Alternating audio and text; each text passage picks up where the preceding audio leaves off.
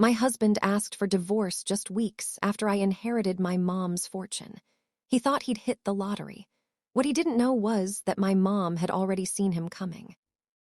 I should have noticed the signs earlier. The way Callan's eyes lit up when the lawyer called. The way his touch lingered a little longer on my shoulder when we talked about the inheritance.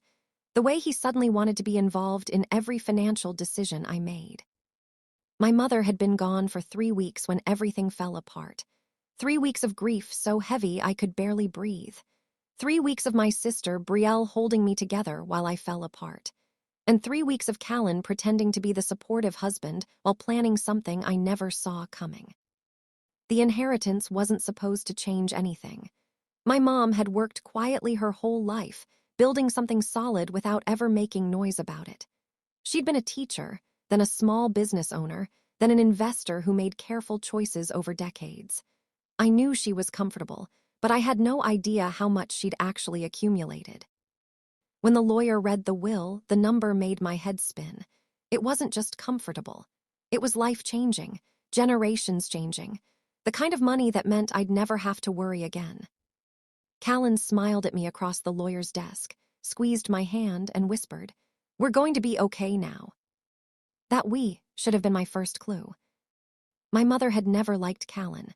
She never said it directly, but I could see it in the way she watched him. The pauses before she answered his questions. The way her smile never quite reached her eyes when he talked about our future. She'd warned me once, gently, that some people show you who they really are only when something valuable is at stake. I defended him, told her she was being unfair, said he loved me for me, not for what I had. I was wrong. Within days of the inheritance becoming public knowledge, Callan changed. He started talking about investments, business opportunities, real estate deals. He had plans for our money, plans he'd apparently been thinking about for a while. When I suggested we wait, take time to grieve, make thoughtful decisions, his warmth began to fade. The man I married started disappearing, replaced by someone cold and calculating. And then, 6 weeks after my mother's funeral, Callan sat me down and asked for a divorce. He was calm about it, professional even. He'd already spoken to a lawyer, he said. He knew his rights. He knew what he was entitled to. The inheritance had come during our marriage, which meant it was marital property. He'd walk away with half, maybe more if his lawyer was good. He actually smiled when he said it. I sat there, numb, watching this stranger wearing my husband's face explain how he'd calculated the best way to leave me and take my mother's legacy with him. He thought he'd hit the lottery. He thought he'd played it perfectly, stay married just long enough for the money to come through, then cash out. What Callan didn't know was that my mother had already planned for this exact moment. And when I finally read the full legal documents my mother had left behind, I understood why she'd insisted I read everything carefully before making any decisions. My mother hadn't just left me a fortune. She'd left me a trap for anyone who loved money more than they loved me. And Callan had walked right into it. The funeral had been simple. My mother wouldn't have wanted anything elaborate, just close friends, family, and the kind of quiet dignity she'd carried throughout her life.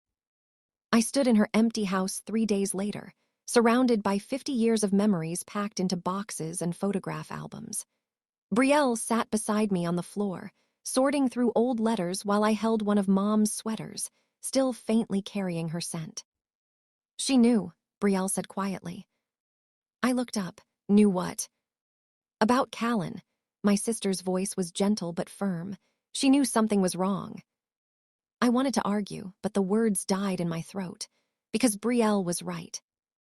I remembered the last real conversation I'd had with my mother 2 months before the cancer took her. We'd been sitting in her garden, the afternoon sun warm on our faces.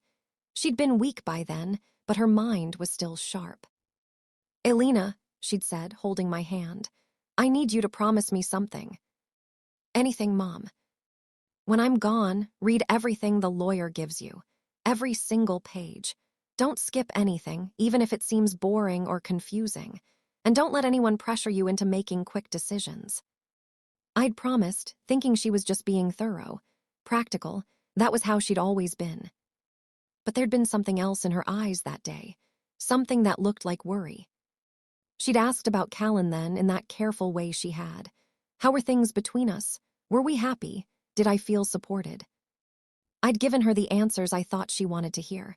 We were fine, solid, going through a rough patch maybe, but nothing we couldn't work through. She'd nodded slowly, squeezed my hand, and changed the subject. Now, sitting in her empty house, I realized she'd been saying goodbye in more ways than one. She'd been trying to prepare me for something I couldn't see coming.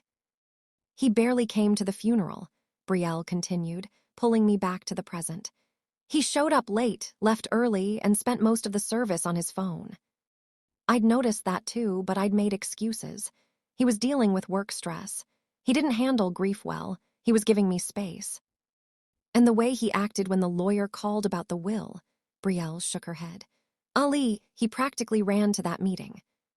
My phone buzzed, a text from Callan. Have you thought about what we discussed? The investment opportunity closes Friday. We need to move fast. This was the third message today about the same thing.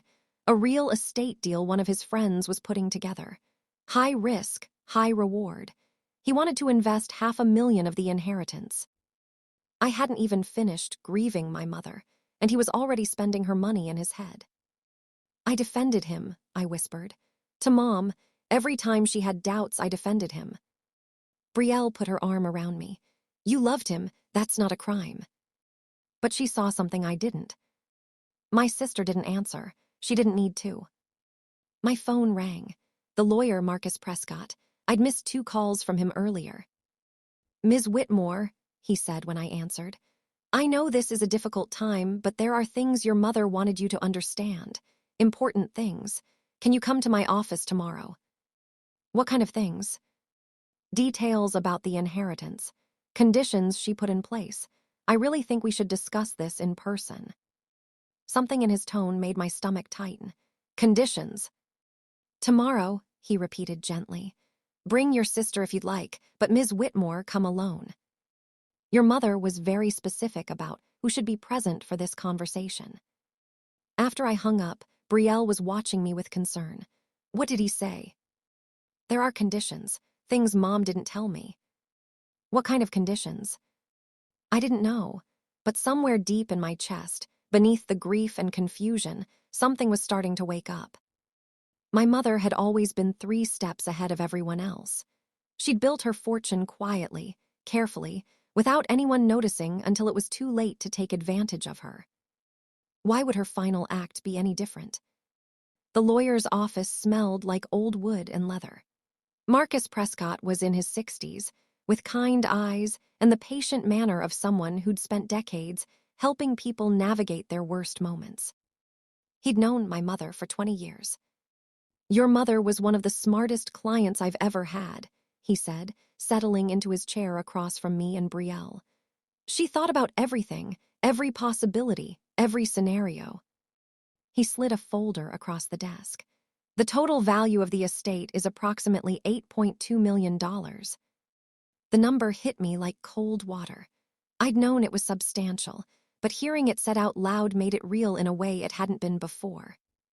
That includes the house, her investment portfolio, business holdings, and liquid assets, Marcus continued. It's all yours, Ms. Whitmore. She left everything to you. Brielle squeezed my hand. However, Marcus said, and that single word changed the temperature of the room. There are specific conditions attached to the inheritance. What kind of conditions? He opened the folder and pulled out a document. Your mother added these provisions 6 months before she passed. She was very clear about what she wanted. 6 months ago, that was around the time Callan and I had that big fight about money. The time he'd accused me of being controlling because I wouldn't let him use my savings to invest in his friend's startup. The conditions are simple but specific, Marcus said. The inheritance cannot be accessed, transferred, or utilized in any way while you are legally married to Callan Kingsley. I stared at him. What? The moment you divorce, the full inheritance becomes available to you, with no restrictions. But as long as you remain married to Mr. Kingsley, the assets remain in a protected trust that you cannot touch.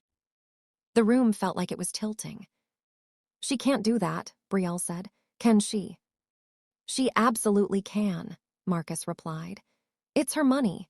She has the right to distribute it however she chooses, with whatever conditions she deems appropriate." "Why?" I managed to ask. "Why would she do this?" Marcus's expression softened. She didn't tell me her full reasoning, but she did say something I think you should hear. He pulled out a handwritten note, my mother's familiar script flowing across the page. She wrote, "If Alina is happy in her marriage, this money won't matter to her. If she's not, it will give her a way out. And if Callan truly loves her, he'll stay regardless of what she has or doesn't have." The note continued, but Marcus paused, letting those words sink in. My mother had created a test, not for me. For Callan. "There's more," Marcus said gently. "Mr. Kingsley has no claim to any portion of the inheritance, regardless of when the divorce occurs or under what circumstances. Your mother made sure of that. She used every legal protection available." I thought about Callan's text messages, his investment plans, his sudden interest in our financial future. "Does Callan know about this?" Brielle asked. "Not unless you've told him," Marcus said. "The will was read privately. He wasn't present. The details of the trust weren't public." I'd told Callan the amount. I'd told him it was mine. But I hadn't read the full legal documents yet. I'd been too grief-stricken, too overwhelmed. "What happens if I don't divorce him?" I asked. "Then the money remains in trust. You'll receive a modest allowance for basic needs, but the bulk of the estate stays protected. When you do eventually divorce, or if Mr. Kingsley passes away, the full amount becomes available. And if we stay married forever, then the inheritance passes to any children you might have, or to Brielle if you have no children. But you personally would never have access to it." My mother had backed me into a corner, or rather, she'd backed Callan into one. If he loved me, truly loved me, the money wouldn't matter. If he didn't, "I need to go home," I said quietly. Marcus nodded. "Take your time, process this.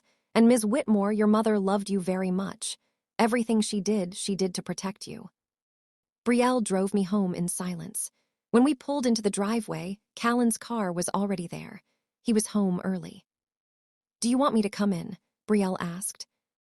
"No, I need to do this alone." I found Callan in the kitchen, laptop open, papers spread across the table. He looked up with a smile that didn't reach his eyes. "There you are." I was starting to worry. "I was at the lawyer's office." His smile widened. "Good, so we can finally start making real plans. I've been looking at properties. There's an apartment building in the city that's about to go on the market, if we move fast." "We can't touch the money yet," I interrupted. His expression froze. "What do you mean?" "There are conditions, legal things that need to be sorted out first." "What kind of conditions?" I looked at him, really looked at him, and saw the calculation behind his eyes, the impatience, the hunger. "It's complicated," I said. "The lawyer said it might take a while." Callan's jaw tightened. "How long?" "I don't know." He stood up, crossing his arms. "This is your mother's money, Alina. Our money now. What kind of conditions could possibly delay that?" "Our money," there it was again. "I'll figure it out," I said quietly. "But right now I need time. I just lost my mother." Something shifted in his face. The warmth I'd fallen in love with 6 years ago, the kindness that had made me believe we could build a life together, it was gone. In its place was something cold. "Time," he repeated. "Right."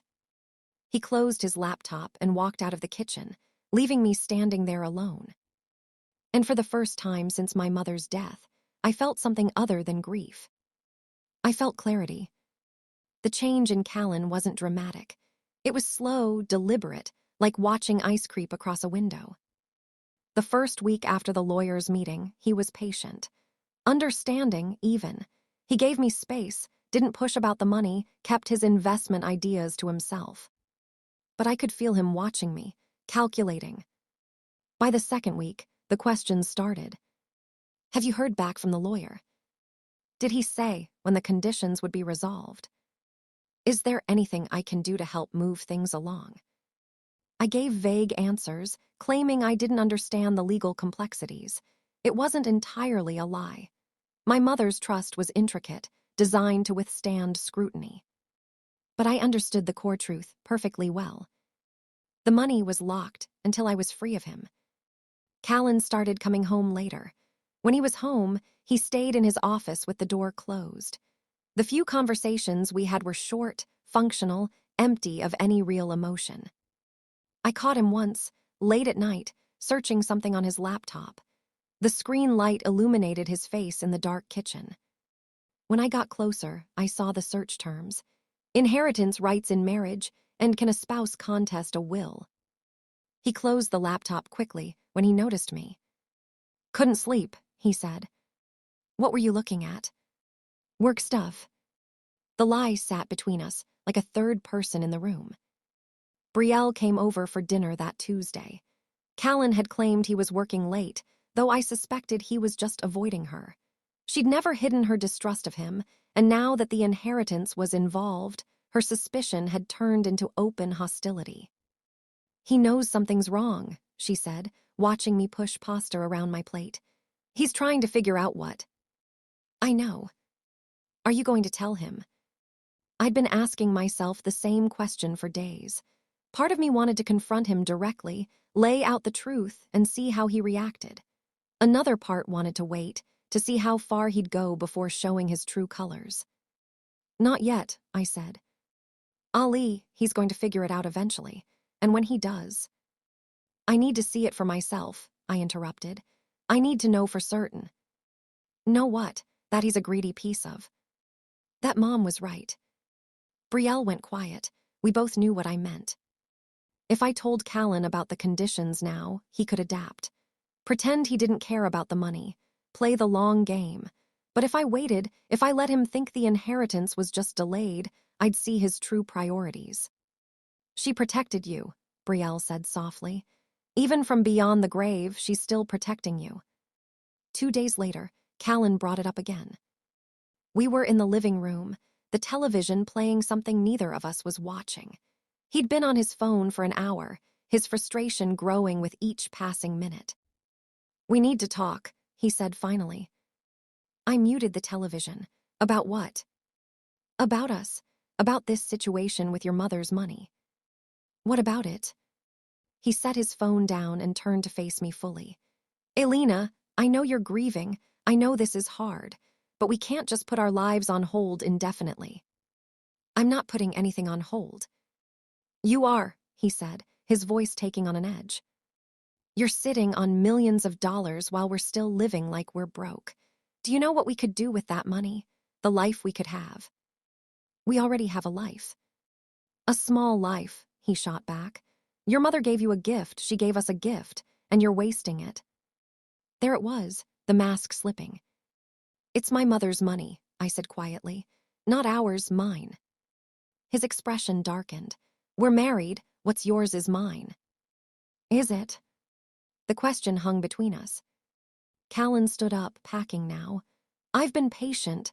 I've given you space, but this is getting ridiculous. You need to go back to that lawyer and demand access to your inheritance. It's your right. And if there are legitimate legal reasons for the delay, then we fight them. We get a second opinion. We do whatever it takes. I watched him carefully. Why does this matter so much to you? He stopped packing. Why does it matter? Because I'm your husband. Because we're supposed to be building a future together. Because I have plans, Alina, big plans, and they require capital. Plans for us, or plans for you. Don't do that, he said sharply. Don't make this about me being selfish. I'm thinking about our future. Are you? He stared at me for a long moment, and I saw something shift behind his eyes.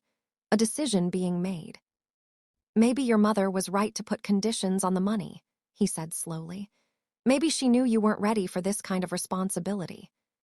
The insult landed exactly as he'd intended. Get out, I said quietly. What? Get out of this room, now. He opened his mouth to argue, then seemed to think better of it. Without another word, he grabbed his phone and left.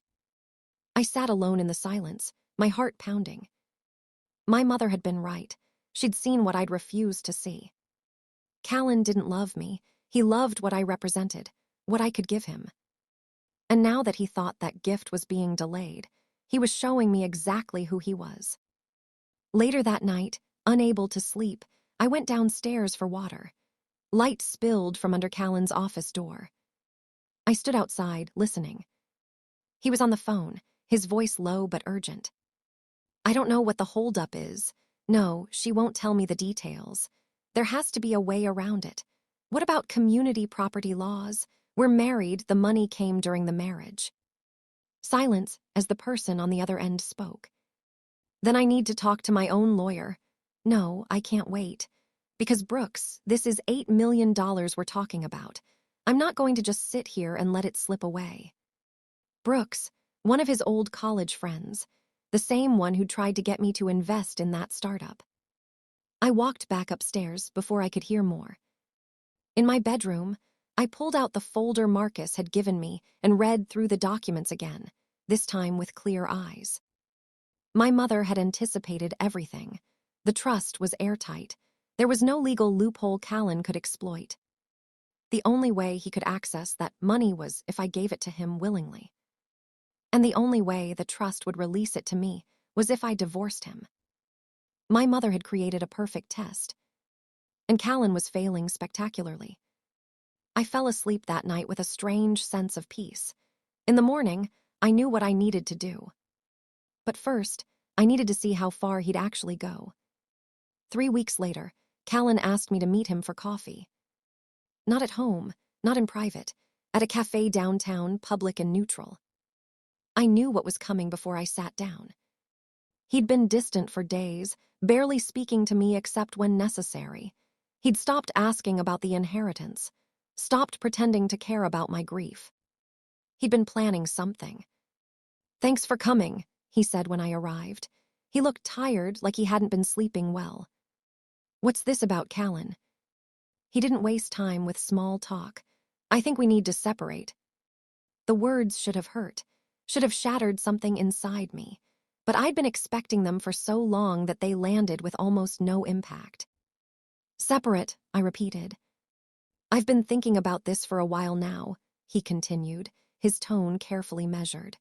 "We're not happy. We haven't been happy for a long time. The inheritance has just made it more obvious. How convenient that you realize this after learning how much money my mother left me." His jaw tightened.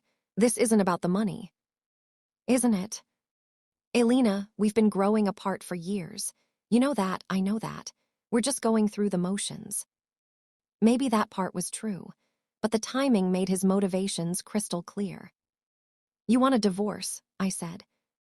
"I think it's best for both of us." "Best for you, you mean?" He had the decency to look away. "I've already spoken to a lawyer. A separation first, then we can file for divorce once things are sorted out." "Once the inheritance is accessible, you mean?" "It came during our marriage," he said, meeting my eyes again. "That makes it marital property. I'm entitled to half." There it was, the real reason for this meeting. He'd done his research. He'd spoken to lawyers. He'd calculated exactly how much he thought he could take from me. "You really think you're entitled to my mother's money?" I asked quietly. "The law says I am." "The law," I repeated. "Not morality, not love, not decency, just the law." "Don't make this harder than it has to be," he said. "We can do this amicably. Split everything down the middle. Move on with our lives." "Amicably," I said. "Like you amicably waited until after my mother died and left me everything before deciding our marriage was over." "That's not fair." "No," I agreed. "It's not." He leaned forward, his voice dropping. "Look, I know this is difficult, but dragging it out will only make it worse. My lawyer says if we cooperate, this can be done in a few months. Clean break, no drama." "Your lawyer has this all figured out." "He's good at what he does." "I'm sure he is." Callan pulled out a folder, because of course he'd brought paperwork, and slid it across the table. "These are preliminary separation papers. You should have your own lawyer look at them, obviously, but it's all standard stuff. I didn't touch the folder. You know what's funny? I said. My mother told me once that you can't really know someone until their character is tested, until they're faced with a choice between what's right and what's easy, between love and money. Alina. She tested you, Callan, and you failed. He frowned. What are you talking about? Nothing, I said, standing up. I'll have my lawyer contact yours. Wait, he stood too. That's it, that's all you have to say. What do you want me to say? That I'll fight you, that I'm devastated, that I still love you. Something flickered across his face. Hope, maybe.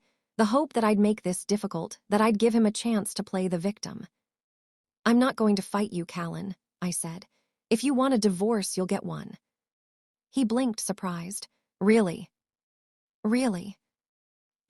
Okay, good, that's good. I picked up my purse. But Callan, you might want to have your lawyer read my mother's will very carefully before he promises you anything.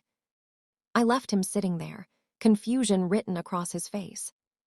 That night, I called Marcus Prescott. I'm ready, I told him. I want to file for divorce. Are you certain? He asked gently. Absolutely certain. Then I'll start the paperwork tomorrow. Ms. Whitmore, I think your mother would be very proud of you. After I hung up, I went to my bedroom and pulled out the box of letters my mother had left me. I'd been avoiding them, unable to face her words while she was gone. But now, I needed to hear her voice one more time. The letter on top was dated 2 months before she died. My darling Alina, if you're reading this, it means I'm gone, and you're facing a decision I hoped you'd never have to make. I'm sorry I had to do things this way. I'm sorry I couldn't just tell you outright what I saw in Callan. But sometimes the only way to truly know someone is to test them. And money, unfortunately, is the ultimate test. I didn't create these conditions to punish you or control you from beyond the grave. I created them to protect you, to give you a way out if you needed one. If Callan loves you, truly loves you, he'll stay with you whether you're wealthy or not. He'll support you through your grief. He'll honor your mother's memory. He'll prove that he married you for who you are, not what you have. But if he doesn't, if the money brings out his true character, then my final gift to you is freedom. The trust isn't a trap, sweetheart. It's a key. Use it wisely. All my love, Mom. I read the letter 3 times, tears streaming down my face. She'd known, she'd seen it coming, and she'd loved me enough to prepare for it. The next morning, I sent the separation papers back to Callan, signed. He texted me immediately. Thank you for being reasonable about this. I didn't respond. Let him think I was being reasonable. Let him think he'd won. The truth would reveal itself soon enough. The divorce proceedings moved faster than I expected. Callan was motivated, and his lawyer was efficient. 6 weeks after that coffee shop meeting, we sat in a conference room for our first formal mediation session. Callan's lawyer, a sharp woman named Harper Montgomery, laid out their position with cold precision. Mr. Kingsley is requesting a 50-50 division of all marital assets, she began. This includes the inheritance Mrs. Kingsley received from her late mother, as it was acquired during the marriage. My lawyer, a veteran named Silas Radcliffe, who Marcus had recommended, didn't even blink. The inheritance is not a marital asset, he said calmly. With respect, Mr. Radcliffe, state law is clear on this matter. Assets acquired during a marriage are presumed to be marital property unless proven otherwise. They are, Silas agreed. But Mrs. Kingsley's inheritance is held in a protected trust with specific conditions that supersede standard marital property law. Harper frowned. What conditions? Silas slid a copy of the trust documents across the table. The inheritance cannot be accessed, utilized, or transferred while Mrs. Kingsley remains married to Mr. Kingsley. Upon divorce, it becomes solely her separate property with no claim from any former spouse. Callan leaned forward. That can't be legal. It's entirely legal, Silas said. The testator, Mrs. Kingsley's mother, had the right to place any conditions she chose on her estate distribution, provided they don't violate public policy. These conditions don't. Harper was speed-reading through the documents, her expression growing more concerned with each page. "This is highly unusual," she said. "But valid," Silas confirmed.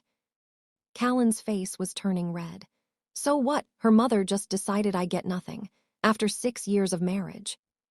Her mother decided that her daughter's inheritance would be protected from claims by any spouse, Silas corrected. The conditions apply regardless of who Mrs. Kingsley was married to. "This is insane," Callan said, looking at me for the first time. "Alina, you can't actually think this is fair." I met his eyes steadily. "My mother's money, my mother's rules. We're married. Married people share assets." "Not this one." Harper held up a hand. "Let me be clear. You're saying the inheritance is completely inaccessible while they remain married." "Correct," Silas said. "And upon divorce, it becomes Ms. Whitmore's sole property with no division." "Correct. So there's no financial benefit to Mr. Kingsley, whether they stay married or divorce." "Regarding the inheritance, that's accurate." I watched Callan's face as understanding dawned. The color drained from his cheeks. "Wait," he said slowly. "Wait, so if we'd stayed married." "You'd never have access to it," I finished for him. "The money would stay locked in trust forever." "But you asked for divorce," he said, his voice rising. "You wanted this." "No, Callan, you asked for divorce. I just agreed to give you what you wanted." The silence in the room was deafening. "You knew," he breathed. "You knew about the conditions." "I've known since the day after the will was read." "And you didn't tell me." "Why would I? You made it very clear the money was the only thing you cared about." Harper was reading through the trust documents again, shaking her head slowly. "Mr. Kingsley, I need to speak with you privately." "No," Callan said, standing up. "No, Alina, this isn't right. We can work this out. We don't have to divorce." "You filed the papers," I reminded him. "I'll withdraw them. We can go to counseling. We can fix this." "Fix what exactly? Our marriage? Or your access to money you thought you'd earned by marrying me?" It's not like that." "It's exactly like that." He turned to his lawyer, desperate. "There has to be something we can do. Contest the will, challenge the trust." "Mr. Kingsley," Harper said firmly, "we need to talk now." She practically dragged him out of the conference room. Silas looked at me with something like admiration. "Your mother was a remarkable woman." "She was." "Did you know he'd do this? Ask for divorce once he realized the money was coming?" "No," I admitted. "I hoped I was wrong about him, but Mom knew better." Through the glass wall of the conference room, I could see Callan packing while Harper explained something to him, her expression serious. His hands were in his hair, his body language screaming panic. He'd played his hand perfectly, thinking he was about to win big. Instead, he'd lost everything. When they returned 20 minutes later, Callan looked like he'd aged 10 years. He sat down slowly, wouldn't meet my eyes. "My client would like to revisit the divorce petition," Harper said carefully. "No," I said. Everyone looked at me. "No," Harper repeated. "The divorce proceeds as filed. I'm not interested in reconciliation." "Alina, please," Callan said, his voice cracking. "I made a mistake. I got caught up in the money. I wasn't thinking clearly." "You were thinking very clearly," I interrupted. "You calculated exactly what you thought you could take from me. You consulted lawyers. You made plans. The only thing you didn't do was actually care about me." "I do care about you." "You care about my inheritance." "That's not true." "Then why didn't you ask for a divorce a year ago, when we were fighting all the time, when we could barely stand to be in the same room together?" He had no answer. "You waited," I continued. "You waited until the moment you thought you could profit from leaving me, and that tells me everything I need to know about who you are." Tears were running down his face now. Real or performed, I couldn't tell anymore. Maybe he couldn't either. "Your mother set me up," he said quietly. She designed this whole thing to trap me. No, I said. She designed it to reveal you, and you revealed yourself perfectly. I stood up, gathering my things. I'll see you in court, Callan. Don't worry. Since there's no marital property to fight over, this should go very quickly. I walked out without looking back. In the elevator, Silas smiled. That was very satisfying to watch. For me too, I admitted. He's going to try to drag this out now, make things difficult out of spite. Let him try.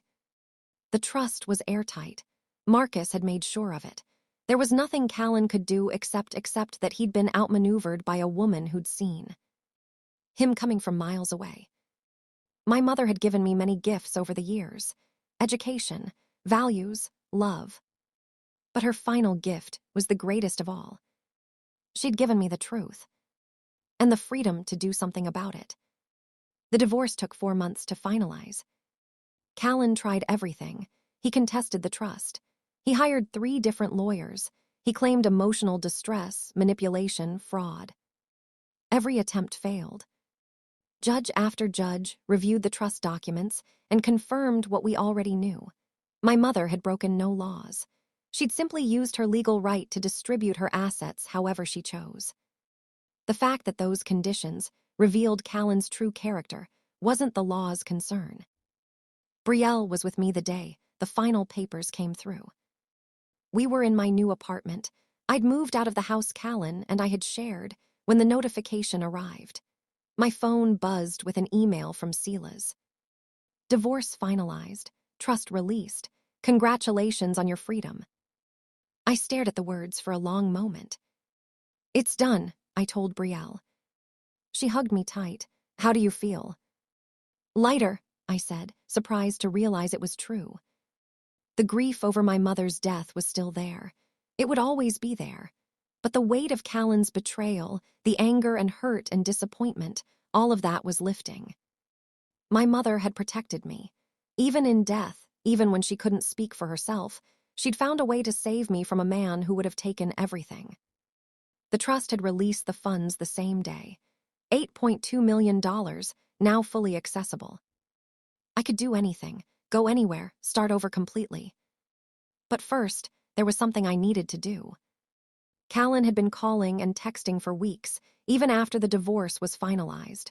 Apologies, explanations, claims that he'd learned his lesson and changed. I'd ignored every message, until one came through that made me pause. I know I don't deserve it, but can we meet one last time? I need to say something to you in person. Against my better judgment, I agreed. We met at the same cafe where he'd asked for the divorce. Poetic symmetry, I supposed. He looked terrible, thinner, tired, older somehow. Thank you for coming, he said when I sat down. Make it quick, Callan. I want to apologize. Really apologize, not the half-hearted stuff I said before. Okay. I was wrong about everything. The money made me into someone I didn't recognize, someone I'm ashamed of. Is that all? He winced. I know you won't believe me, but I did love you, at the beginning, before everything got complicated. Before there was money to fight over, you mean? Yeah, he admitted. I don't expect you to forgive me. I just wanted you to know that I understand what I lost, and it wasn't the inheritance. I studied him for a moment. Maybe he was sincere. Maybe he'd actually learned something from this disaster. But it didn't matter anymore. My mother knew, I said. She knew exactly what would happen. She knew you'd choose money over me.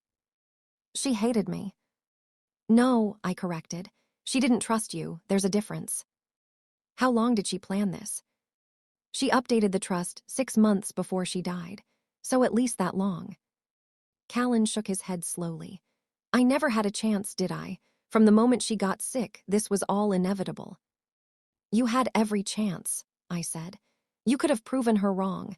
You could have been the husband I needed instead of the opportunist she feared you were. I know. But you weren't. No. We sat in silence for a moment. What are you going to do now? He asked finally. Live my life. Figure out who I am without you. I hope you're happy, Alina. I mean that. I know you do. Now. I stood to leave. Alina. I paused. Your mother was right about me, he said quietly. I wish she hadn't been, but she was. I left him there, sitting alone in the cafe where our marriage had effectively ended. Outside, the sun was shining. Spring had arrived while I wasn't paying attention. The trees were blooming, the air was warm, and for the first time in months, I felt like I could breathe. Brielle was waiting in her car around the corner. How did it go? She asked when I got in. He apologized. Do you believe him? I think he believes himself, whether that means anything. I shrugged. Are you okay? Yeah, I said, surprised again by the truth of it. Yeah, I really am. We drove to our mother's house. My house now, part of the inheritance. I'd been avoiding it, unable to face the memories without breaking down. But today felt different. I walked through the rooms slowly, touching familiar objects. Her reading chair, her collection of vintage teacups, the photo albums she'd spent years organizing. In her bedroom, I found one more letter, tucked inside her jewelry box with a note that said, "Read this when it's over." My hands trembled as I opened it. My darling Alina, if you're reading this, it means you've made your choice. I hope it was the right one for you, whatever that choice was. I know the trust put you in a difficult position. I know it might have felt like I was controlling your life even after death. That was never my intention. I simply wanted to give you options, a way out if you needed it, the power to choose your future without financial desperation forcing your hand. Money reveals character, sweetheart. I learned that the hard way, many times over, and I wanted you to see Callan's true character before you spent the rest of your life with him. If he passed the test, if he stayed and loved you regardless of the inheritance, then I would have been delighted to be wrong. Nothing would have made me happier than knowing I'd misjudged him.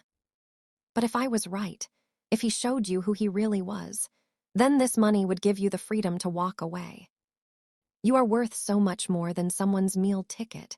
You deserve to be loved for yourself, not for what you can provide. Build a beautiful life, Alina. Do something meaningful. Find someone who sees you, not your bank account. And know that everything I did because I love you. Always, Mom. I read the letter twice, tears streaming down my face. Then I folded it carefully and put it in my pocket, next to my heart. Thank you, Mom, I whispered to the empty room. The house felt full of her presence, warm and protective. She was gone, but her love remained, wrapped around me like armor. And I was finally free. 6 months after the divorce was finalized, I stood in my mother's garden, watching the sunset paint the sky in shades of gold and rose. I'd spent the past months slowly rebuilding my life, not rushing into anything, not making grand gestures or dramatic changes. Just breathing, healing, remembering who I was before Callan convinced me I needed him to be complete. The inheritance sat mostly untouched, growing steadily in the same careful investments my mother had chosen. I took what I needed to live comfortably and gave the rest time to work. There was no rush. For the first time in years, I had the luxury of patience. Brielle had moved in with me temporarily while she finished graduate school. Having her there made the big house feel less empty. We cooked together, talked late into the night, planted new flowers in Mom's garden. You seem different, she said one evening over dinner. Different how? Lighter, more yourself. I smiled. I feel more myself. Good, that's what Mom wanted. I'd been thinking a lot about what my mother wanted, about why she'd structured the trust the way she had. It would have been easier to just leave me the money with no conditions, or to explicitly forbid me from sharing it with Callan, or to make the divorce a requirement from the start. But she'd done none of those things. Instead, she'd created a situation where Callan's own choices would determine the outcome, where his character would be tested in the most fundamental way possible. She'd given him every opportunity to prove her wrong. He'd failed spectacularly. But more importantly, she'd given me the information I needed to make my own choice. She hadn't forced me to leave him. She'd simply shown me who he really was and given me the means to leave if I chose to. That was the real gift, not the money itself, but the freedom it provided. I'd started volunteering at a women's shelter downtown, helping women who were trying to leave difficult situations. Many of them had no money, no resources, no way to escape relationships that had become toxic or dangerous. I understood now what a privilege it was to have options. My mother had given me that privilege, and I wanted to pass it on. I'd also enrolled in classes at the community college: business management, investment strategy, philanthropic planning. I wanted to understand the money I'd inherited, to use it wisely the way my mother had. She'd built this fortune carefully over decades. The least I could do was honor that by being a good steward of it. One Saturday afternoon, I was in the garden planting tomatoes when my phone rang. An unknown number. I almost didn't answer, but something made me pick up. "Is this Alina Whitmore?" "Yes." "This is Nolan Harlan. I'm calling from Prescott Community Foundation. Marcus Prescott gave me your number. I hope that's okay." Marcus's foundation. I'd heard about it but never looked into it deeply. "It's fine. How can I help you?" Actually, I was hoping we could help each other. We're always looking for donors and board members who understand the community and want to make a real difference. Marcus thought you might be interested. We talked for 20 minutes. By the end of the call, I'd agreed to a meeting. 2 weeks later, I was sitting in the foundation's office, learning about their work. Education programs for underprivileged kids, small business grants for local entrepreneurs, support services for families in crisis. "Your mother actually donated to us for years," Nolan mentioned. "She believed in investing in the community." She never told me that. She was private about her philanthropy, but she was one of our most consistent supporters. Of course she was. Even in that, she'd been teaching me, showing me by example how to use wealth responsibly. I wrote a check that day. Not a huge amount, not yet, but enough to feel meaningful, enough to start making a difference. On my way out, I passed a wall of photos showing people the foundation had helped. A single mother who'd started her own bakery, a kid who'd gotten a scholarship to college, an elderly couple who'd received help with medical bills. Real people, real lives improved. That was what money was for. Not luxury cars or investment schemes or impressing people who didn't matter. It was for making the world a little better than you found it. That evening, I sat in my mother's chair, my chair now, with a cup of tea and her photo on the table beside me. "I think I'm starting to understand," I told her picture, "what you were trying to teach me." The photo didn't answer, of course, but I felt her presence anyway. She'd spent her whole life preparing for the moment when she'd have to leave me, making sure I'd be okay, making sure I'd be protected. The trust wasn't about punishing Callan. It was never about him at all. It was about empowering me. About giving me the tools I'd need to see clearly, choose wisely, and build a life that was truly mine. Callan had thought he'd hit the lottery when I inherited $8 million. He'd calculated his share, made his plans, dreamed about the life that money would buy him. What he'd never understood was that the money was never the point. The point was love, real love, the kind that doesn't calculate or keep score or change when circumstances shift. My mother had loved me like that. Betrayal loved me like that. And someday, I'd find someone else who loved me like that too. But I wasn't in a hurry. I had time, I had freedom, I had options. I had everything I needed to build exactly the life I wanted. And somewhere, I knew my mother was watching, proud of the woman I was becoming. The woman she'd always known I could be. "He thought he hit the lottery," I whispered to her photo, echoing the words from so many months ago. But Callan had been wrong from the start. The real jackpot wasn't the money. It was having a mother wise enough to protect her daughter from someone who'd never truly loved her. And strong enough to do it, even from beyond the grave. My mother's final move hadn't been about revenge. It had been about love. And in the end, that made all the difference.